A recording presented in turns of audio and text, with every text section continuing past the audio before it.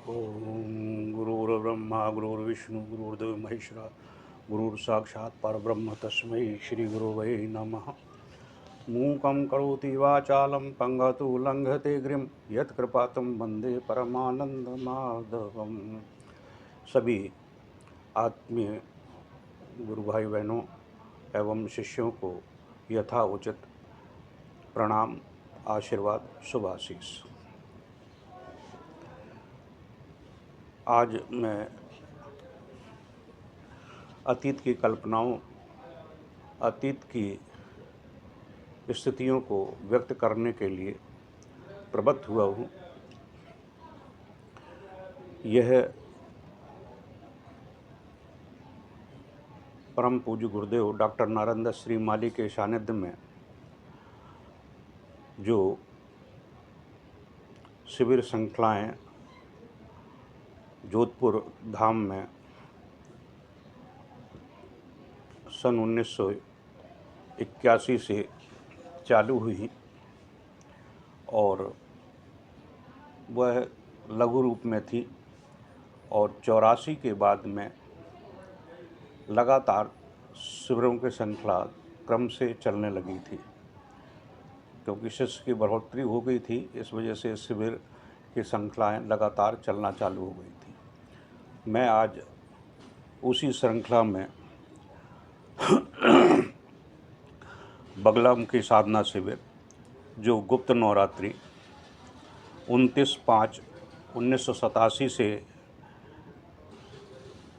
7/5/2087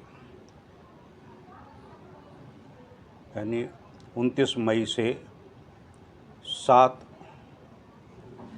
जून तक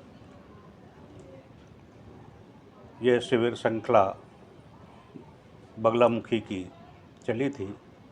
इस बगलामुखी का मेरे पास में ओरिजिनल कैसेट थे जो मैंने बिरल पटेल को दे दिए हैं।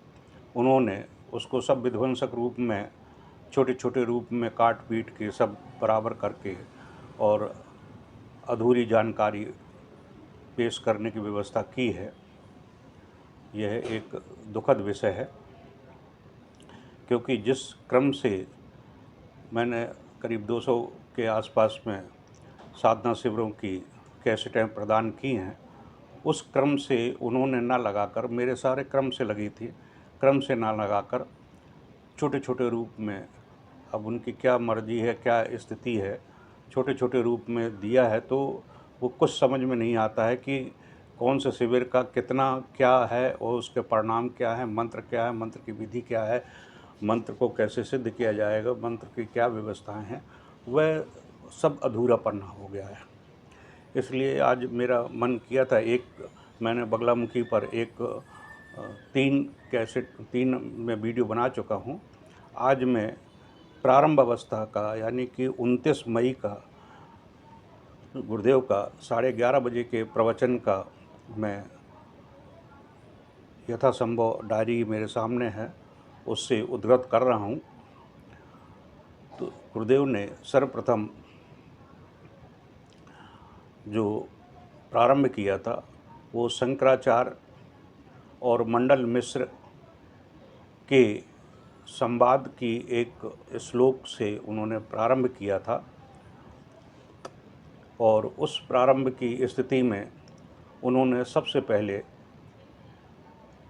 बगलामुखी के एक विशिष्ट साधना के बारे में जिक्र करते हुए ज्ञान दिया था कि साधना शिविर में जो भी साधक बैठते हैं उनके मन में विकार,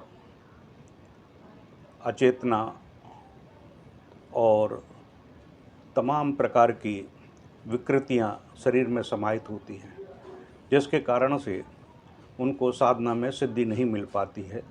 मंत्र जाप करते हैं, मन कहीं अन्यत्र भटकता रहता है, जिह्वा चलती रहती है। तो ऐसी स्थिति में गुरुदेव ने प्रथम दिवस बगलामुखी की विपश्यना साधना प्रदान की थी। उस विपश्यना साधना को मैं यहाँ पर प्रकट करना चाहता हूँ और मैं अनुरोध करना चाहता हूँ सभी साधकों से जो इस वीडियो को सुन रहे हैं, देख रहे हैं, कि जैसे मैंने विगत वीडियो में बताया है कि कम से कम 108 लोगों को आप इस सब्सक्राइब कराइए, फेसबुक पर भी सब्सक्राइब करिए, जिससे कि ज़्यादा से ज़्यादा लोगों को यह ज्ञान, गुरुदेव का मुख से निकला हुआ ज्ञान लोगों तक पहुंच सके। और क्योंकि मेरे अलावा शायद किसी के पास में इतना विस्तार पूर्वक लिटरेचर नहीं है, क्योंकि मैंने शुरू से आखिर तक जोधपुर की श्रृंखला में सारी मैंने लिपिबद्ध किया हुआ है। कैसेट तो थी, चलती थी, और मैंने पूरा लिपिबद्ध किया है, तो मेरे पास में मूल रूप से सब कुछ है। और गुरुदेव के हाथ के लिखे हुए भी मंत्र मेरे पास मेरी डायरी में हैं, क्योंकि गुरुदेव जब मंत्र बोलते थे तो 3 बार बोल देते थे, फिर उसके बाद साधकों को समझ में नहीं आता था, तो मेरी डायरी लेकर गुरुदेव लिख देते थे उसमें, फिर मैं ब्लैक बोर्ड पर लिख देता था, जिससे सभी साधक उससे नोट कर लिया करते थे। तो मैं आप सभी से अनुरोध कर रहा हूं कि जिसने सब्सक्राइब नहीं किया है तो वह इस वीडियो को सब्सक्राइब कर दें और लाइक करें, और जिससे कि ज़्यादा से ज़्यादा लोगों को इसका लाभ मिल सके। विपश्यना साधना में गुरुदेव ने जो बात कही है वह ये कही है कि बगलामुखी का जो हलीम बीज है, हलीम बीज ही विपश्यना साधना का मूल आधार है। इस हलीम बीज को यदि साधक अपने पूरे दिन की दिनचर्या को पकड़कर शाम के समय यदि वह बैठता है ध्यान प्रक्रिया में, मेडिटेशन में, तो सुबह से लेकर शाम तक जो उसने क्रियात्मक क्रियाएं इस शरीर के माध्यम से की हैं, विचारों के माध्यम से की हैं, चिंतन के माध्यम से की हैं, उन सभी को संजो ले, यानी एक क्रम में खड़ा कर ले। और खड़ा करने के बाद में जिस तरह से बाँस में एक लकड़ी बाँका फंसा के और बाँस को चीरते हुए चले जाते हैं, तो बाँस 2 भागों में विभक्त होता हुआ चला जाता है एंड तक, और अलग अलग हो जाते हैं कि 2 फाँके अलग अलग हो जाते हैं। ठीक यही प्रक्रिया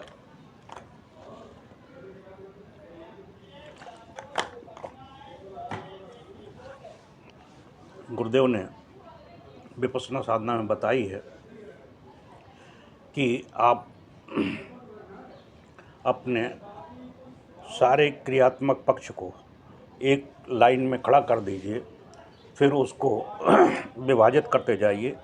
जो आपने अच्छे काम किए हैं उसको एक तरफ करिए, और जो आपके दूसरे काम हैं, जो आपको लगता है ये ठीक नहीं है, उनको दूसरी ओर रखते जाइए। इस प्रकार से आप स्टार्ट टू एंड तक, यानी सुबह जिस समय जगे हैं उस समय से लगाकर सोने तक की प्रक्रिया में जा रहे हैं, जब उस तक का जो समय है उसको आप पकड़कर 2 भागों में विभाजित करते चले जाइए।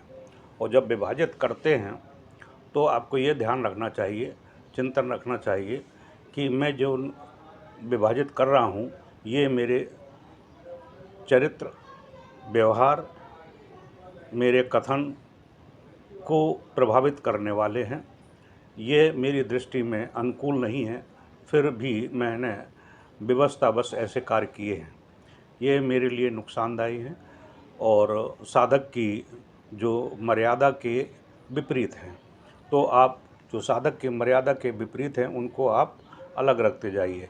जैसे आपका मन का विचलन होना, मन की स्थिति एकाग्र ना होना, चिंतन करना, और जो गुरुदेव ने बताया है कि हलीम बीज जो है वह जब आप इन चीज़ों को अलग कर लें तो आप हलीम बीज से उसको पाट दें। पाटने का मतलब आप हलीम दोनों को अलग कर दिया है, फिर आप ध्यान चिंतन करें, और अलग करने के उपरांत आप हलीम बीज का कम से कम नहीं तो 21 बार 51 बार जाप करिए। मेरा गला सही नहीं हुआ है, इस वजह से मैं धीमे से कर रहा हूँ और काफ़ी समय से गड़बड़ है, इस वजह से मैंने आज सोचा कि आज बना ही देता हूँ। वीडियो। तो हलीम बीज से जैसे भी आप उसका जाप करेंगे तो हलीम बीज स्टार्ट टू एंड तक चला जाएगा। हो सकता है आपको एक माला जाप करने पड़ जाए या 21 बार, 51 बार, ये आप पे निर्भर करता है। तो उन दोनों को बिल्कुल अलग अलग कर देंगे। अलग अलग करने के बाद में फिर आप मन में चिंतन करेंगे, माँ बगलामुखी की सहायता प्राप्त करेंगे कि हे मातेश्वरी, ये मेरे दुष्कर्म हैं, इनका उच्चाटन करिए, इनका विद्वेषण करिए, इनका मारण करिए, और ये मेरे चित्त मन विचार चिंतन में ये दोबारा ना आवें। इस प्रकार से आप चिंतन करें। और जो हलीम बीज है वो विश्व को सम्मोहित करने वाला, विश्व को वशीकरण करने वाला और विश्व को एकाग्र सूत्र में बांधने वाला यह दिव्य तेजस्वी मंत्र हलीम बीज है। इससे आपका मन तन विचार सब कुछ बंध जाता है। तो आप जो इस तरफ का अच्छा विचार है उन विचारों को आप पकड़िए और पकड़ के एक माला हलीम बीज की जाप करिए, हलीम हलीम हलीम। और इस तरह से उन सारे विचारों को एक वर्तुलाकार स्थिति में उसको संजो लीजिए। संजोने के बाद में आप कुंडली के माध्यम से, अपने विचारों के माध्यम से उन सारी चीज़ों को आप अनाहत चक्र में ले जाकर स्थापित कर दीजिए। स्थापित करने के बाद में आप ये देखेंगे कि आपका शरीर बिल्कुल हल्का चैतन्य हो जाएगा। और चैतन्य होने के बाद में अब आप जो भी साधना अगर करना चाहते हैं वह आपको सिद्ध हो जाएगी। वैसे गुरुदेव ने इसका साधना का दिया है कि 10 मिनट तक बिल्कुल मौन शांत चित्त होकर बैठ जाएं और प्रत्येक दिन को प्रत्येक अपने मन को मांझने की प्रक्रिया करें, क्योंकि मांझना ही विपश्यना साधना है। सोचें और मनन करें, चिंतन करें। जो मैंने बताया है वही चीज़ इसमें है। इससे क्या होता है कि जब आप हलीम बीज जाप करेंगे तो आपको ये ध्यान में होना चाहिए कि हलीम बीज जाप करते करते आपकी वचन सिद्धि भी हो जाती है। इसलिए जैसे आप दुर्वासा ऋषि थे, दुर्वासा ऋषि हमेशा क्रोध की ज्वाला में जलते थे। तो साधक भी जब हलीम बीज उसके शरीर में उतर जाता है तो उसमें एक अहंकार की प्रवृत्ति आ जाती है। वह अहंकार के प्रवृत्ति को जागृत न होने दें। यह मैं आपको विशेष रूप से बता रहा हूँ, इस बात को कोई बताएगा नहीं। इसलिए क्योंकि साधनाएं कैसे आपसे विमुख हो जाती हैं, कैसे आपसे छूट जाती हैं, कैसे आपसे दूर चली जाती हैं, सिद्धियां क्यों आपसे दूर चली जाती हैं, उसका कारण यही है कि जब उछालपन आता है तो उछाल में वह सब का सब निकल जाता है। जैसे कि आप दूध को गर्म कर रहे हैं, गर्म करते जैसे ही दूध खौलने की स्थिति में आता है तो वह पतीले से बाहर निकलना शुरू हो जाता है। और अगर आपने ध्यान नहीं दिया तो वह पूरा का पूरा दूध बाहर निकल जाएगा, नाम मात्र पर थोड़ा सा नीचे बचेगा। ठीक इसी प्रकार से होता है, जब हलीम बीज को आप संभाल नहीं पाएंगे तो आपका जितना अंदर आपके माँ बगलामुखी की जो सिद्धियां हैं, बगलामुखी की जो कृपा है, कृपा दृष्टि है, वह सब के सब उबाल के रूप में बाहर निकल जाती हैं। आपका उदाहरण मैं दुर्वासा ऋषि का देता हूँ। दुर्वासा ऋषि जब किसी को श्राप दे देते थे तो वह तुरंत साधना में बैठ जाते थे जाके कि मेरी साधना का ह्रास हो गया है, मेरे क्रोध से ये सब कुछ निकल गया, अब मैं दोबारा साधना दोबारा साधना करते थे, फिर दोबारा इस तरह से उनका क्रम चलता रहता था। तो बगलामुखी के साधक को बहुत शांत चित्त और स्थिर होना चाहिए, क्योंकि ये बगलामुखी प्रचंड वेगात्मक है। उनके वेग को शरीर में संभाल कर रखने की प्रक्रिया ही सरल होती है, सहज होती है। और उसको गुरु कृपा के माध्यम से गुरु के चरणों में अपने ध्यान लगाते हुए इसको संभालने की चेष्टा करनी चाहिए। यह विपश्यना साधना है, इसको आप करें। इसमें यदि आपको कहीं त्रुटि नज़र आती है तो आप मेरे से संपर्क कर सकते हैं। दूसरे दिन का गुरुदेव ने शाम के समय वीर साधना बताई थी, वीर साधना बगलामुखी की वीर साधना है। यह तांडव मंत्र है बगलामुखी का, और इस वीर साधना के माध्यम से एक काल पुरुष प्रकट पैदा होता है। मैं आपको, मुझे समय मिला तो हमजादा सिद्धि का मैं एक वीडियो बनाऊंगा। उस हमजादा सिद्धि के माध्यम से भी साधक बहुत कुछ प्राप्त कर सकता है। तो ये वीर साधना उस हमजादा सिद्धि का ही प्रारूप है। इसमें काल पुरुष की प्रत्यक्षीकरण होता है, काल पुरुष आपके सामने प्रकट होता है और उस काल पुरुष के माध्यम से आप जो भी साधना करना चाहते हैं वह साधना संपन्न कर सकते हैं। क्योंकि बगलामुखी साधना करने के बाद में वह साधक जिसको बगलामुखी सिद्ध हो जाती है वो ब्रह्मांड का अद्वितीय पुरुष बन जाता है, साधक बन जाता है, और उसको 9 महाशक्तियाँ जो हैं वह इस वीर साधना सिद्ध करने के बाद में उसको हस्तगत हो जाती हैं। इसमें बगलामुखी की 3 प्रमुख साधनाएं हैं। उन साधनाओं को संपन्न करने पर साधना सिद्ध होती है, जिसमें वीर साधना के माध्यम से साधक अपनी गरीबी को दूर कर सकता है, असंभव कार्यों को संभव कर सकता है, समस्त रोगों को समाप्त कर सकता है, शत्रुओं का संहार कर सकता है, कीलन प्रयोग कर सकता है, जिह्वा कीलन जो प्रयोग है वह कर सकता है, और अपने भौतिक शत्रु, आध्यात्मिक शत्रु, मानसिक शत्रु का भी विनाश करके पूर्ण विजय प्राप्त कर सकता है। यह शिव वल्गा अर्चन वीरासन साधना में संपन्न की जाती है। यह शिव बगला अर्चन साधना है, वीरासन बोलते हैं। वीरासन का मतलब आप समझते हैं? वीरासन हनुमान जी जब भी आप बैठे होंगे तो देखा होगा एक पैर नीचे होगा और दूसरे पैर सीधा होगा, यानी टेढ़ा होगा। तो वह जो बैठने की प्रक्रिया है हनुमान जी की, वह वीरासन की प्रक्रिया है। और जो इस साधना से संपन्न व्यक्तित्व होते हैं वो ज़्यादातर वीरासन में ही विराजमान होते हैं।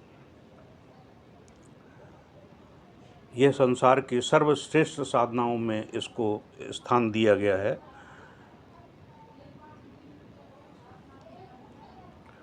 इसका मंत्र भी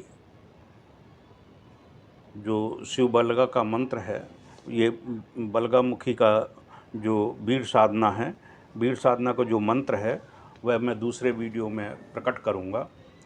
और मैं आपको बता दूं, मैं पूरा मंत्र प्रदान नहीं करूँगा, मैं हिंट के रूप में उस मंत्र को प्रदान कर दूँगा।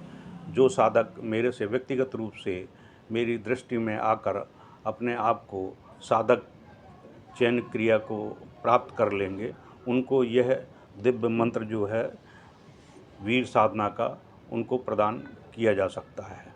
मेरी दृष्टि में अनुकूल होंगे उनको प्रदान किया जाएगा। सबसे पहले उनको बगलामुखी दीक्षा ग्रहण करनी पड़ेगी, और ग्रहण करने के बाद में जब बगलामुखी आपको मंत्र मिल जाएगा, उसके जो एक प्रथम क्रम को पूरा कर लेंगे, दूसरे क्रम में यह वीर साधना उनको प्रदान कर दी जाएगी।